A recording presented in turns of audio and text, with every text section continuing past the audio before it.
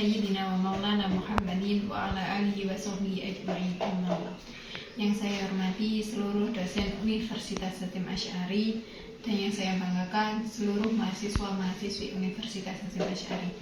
Perkenalkan, saya Ayu Cahyarani dari Prodi Pendidikan Agama Islam 3C akan mempresentasikan materi tentang filsafat pendidikan Islam dengan tema konsep-konsep ilmu pendidikan Islam dan filsafat pendidikan Islam.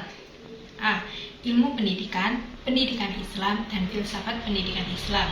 1. Definisi ilmu pendidikan. Kata ilmu sendiri berasal dari asal kata bahasa Arab, yakni alama ya'lamu ilman, yang berarti memahami ataupun mengerti secara mendalam.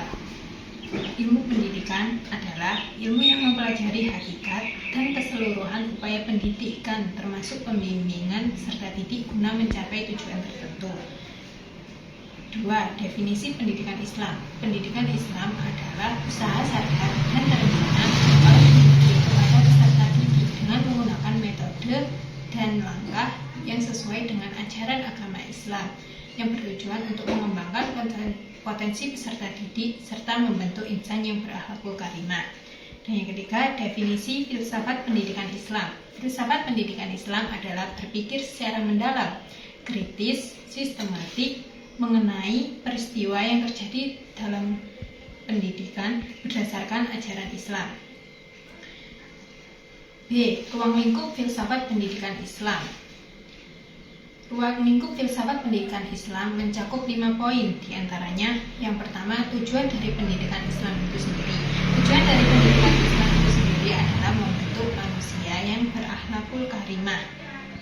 Yang kedua, pendidik, sifat pendidik yang baik. Guru dalam bahasa Arab disebut sebagai murabi yang bertugas mengarahkan dan membimbing peserta didik untuk meningkatkan kualitas hidupnya ke arah yang lebih baik dengan menggunakan segala potensi yang dimilikinya.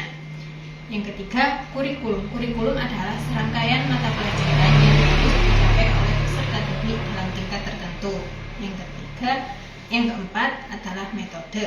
Metode adalah langkah yang digunakan untuk menanamkan pendidikan keagamaan dalam individu ataupun peserta didik. Dan yang terakhir, lingkungan. Pentingnya mempelajari filsafat pendidikan Islam. Filsafat pendidikan Islam memberikan landasan yang kuat terkait pemahaman dan mengembangkan sistem pendidikan sesuai dengan nilai-nilai Islam, menjaga nilai-nilai Islam dalam pendidikan Islam. Tujuan dari pendidikan Islam itu sendiri adalah mengembangkan pendidikan yang berbasis akhlakul karimah dan membentuk insan yang berakhlakul karimah. Dan yang kedua, menjawab tantangan globalisasi dan modernisasi. Filsafat pendidikan Islam memberikan kerangka pemikiran yang kritis untuk menjawab tantangan globalisasi saat ini dan modernisasi dengan tetap berpegang teguh pada ajaran Islam. Dan yang selanjutnya, perbedaan dan persamaan pendidikan dan pendidikan Islam. A. Persamaan. Tujuan dari pembelajaran sama-sama bertujuan untuk mengembangkan potensi peserta didik ke arah yang lebih baik. Dan yang kedua, metode pembelajaran. Dalam pendidikan dan pendidikan Islam sama-sama memiliki metode yang beragam, antara lain metode pembelajaran diskusi, ceramah, interview, dan lain-lain. Peran guru. Di sini guru sama-sama berperan sebagai fasilitator yang bertugas membimbing dan mengarahkan peserta didik untuk menjadi pribadi yang lebih baik ke depannya. Perbedaan. Yang pertama, kurikulum dan konten. Kurikulum dalam pendidikan mengacu pada pendidikan yang hanya bersifat umum saja, sedangkan kurikulum dalam pendidikan agama Islam tidak hanya membentuk individu yang kompeten, tetapi juga memiliki kemampuan keagamaan yang baik. Tujuan akhir dari pendidikan antara lain membentuk insan yang berkompeten dan memiliki skill yang baik. Sedangkan pendidikan Islam tidak hanya membentuk insan yang berkompetensi saja, tetapi juga berlandaskan nilai-nilai ajaran Islam, serta sehingga memiliki kontribusi yang positif dalam masyarakat.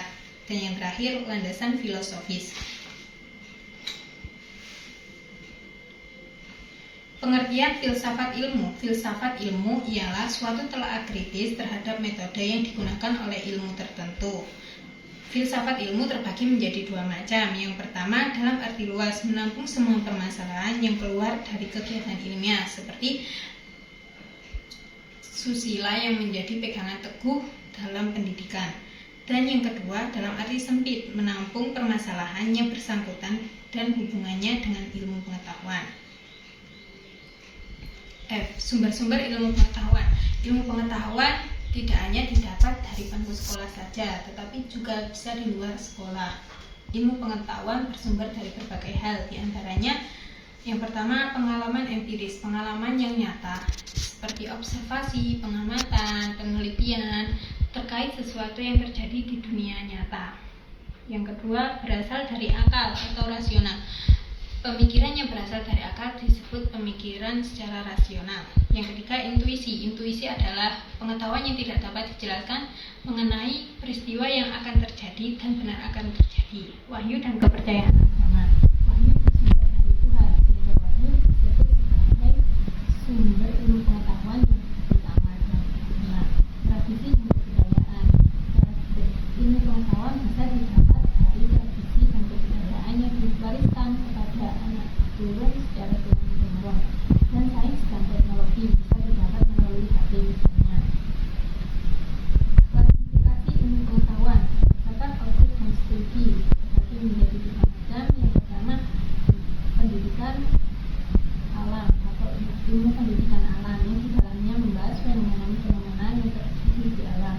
Ilmu pendidikan sosial, yang di dalamnya membahas tentang masyarakat, hubungan sosial masyarakat, dan ilmu dengan orang.